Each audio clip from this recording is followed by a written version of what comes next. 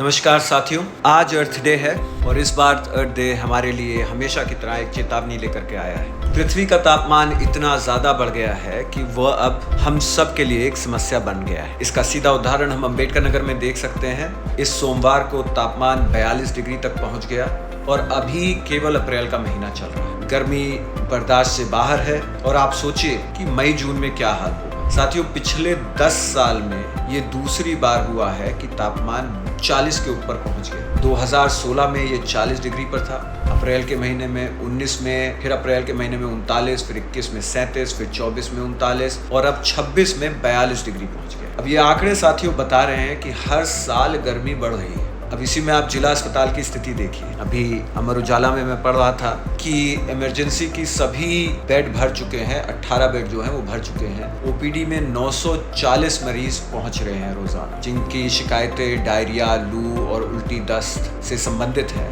जो सीधे सीधे गर्मी से और तापमान से संबंध रखती है। स्कूलों का समय बदल गया है और दोपहर में ही हम देखते हैं कि सड़कें पूरी तरह से खाली हो जाती हैं। और ये अम्बेडकर नगर का ही हाल नहीं है साथियों, ये पूरे भारतवर्ष में 2 हफ्तों तक भीषण गर्मी और लू का अनुमान लगाया जा रहा है। उत्तर प्रदेश, राजस्थान, मध्य प्रदेश, बिहार, हर जगह तापमान समान से ऊपर रहेगा और एक हीट वेव होने की संभावना है। हीट वेव चली रही है साथियों, हर साल ये हो रहा है। हर साल रिकॉर्ड टूट रहे हैं गर्मी के और हर साल हम कहते हैं कि इस बार ज्यादा गर्मी पड़ रही। ये सीधे सीधे ग्लोबल वार्मिंग का इफेक्ट है और ये बात अब बच्चों की किताबों तक सीमित नहीं है, ये पूरी तरह से हकीकत हो गई। तो साथियों, अब हम इस अर्थ डे पे क्या कर सकते हैं? हर बार हम इस पर चर्चा करते हैं, हम ग्लोबल वार्मिंग को लेकर के दौड़ भी करवाते हैं और एक अपील करने के साथ साथ परिवर्तन भी अब हम लोगों को करना जरूरी है। साथियों, हमें सवाल पूछना चाहिए कि हम अपनी धरती को बचाने के लिए क्या कर सकते हैं और हमें छोटी छोटी आदतों को अपनाना पड़ेगा, जैसे कि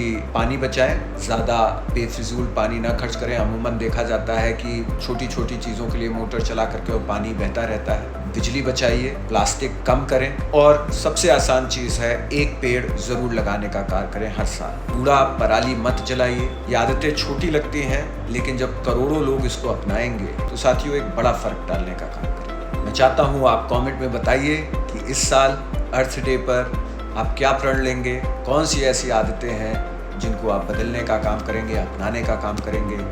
और साथियों, एक और चीज़, हम बहुत ही ज़्यादा उपभोग करने लगे हैं। उपभोग भी, सामानों का उपभोग, ज़्यादा प्लास्टिक, ज़्यादा कपड़े, ज़्यादा फैशन, इस सब से भी जब उपभोग बढ़ जाता है तो सप्लाई बढ़ती है, सप्लाई बढ़ती है तो ईंधन लगता है, एनर्जी खर्च होती है और ये सब हमारे पर्यावरण से ही आता है, चाहे वो कोयला हो, डीजल हो, पेट्रोल हो, और इन सब में वापस ऊर्जा लगती है और ऊर्जा के ज़्यादा खर्च से तापमान भी बढ़ते हैं। तो एक बहुत बड़ी चीज़ ये होगी कि हम अपने घरों का उपभोग, कपड़े लत्ते, बेफिजूल का आना जाना, इन सब में भी परिवर्तन लाएं। इस कंज्यूमर ज़माने में अगर ये छोटे मोटे बदलाव हम अपने अंदर लाते हैं तो निश्चित रूप से बहुत बड़ा बदलाव पूरे देश में आएगा और दुनिया में आएगा। इस अर्थ डे पे आप सभी को एक बेहतर पृथ्वी के लिए प्रार्थना करते हुए यहीं पे ही विराम देता हूँ। धन्यवाद।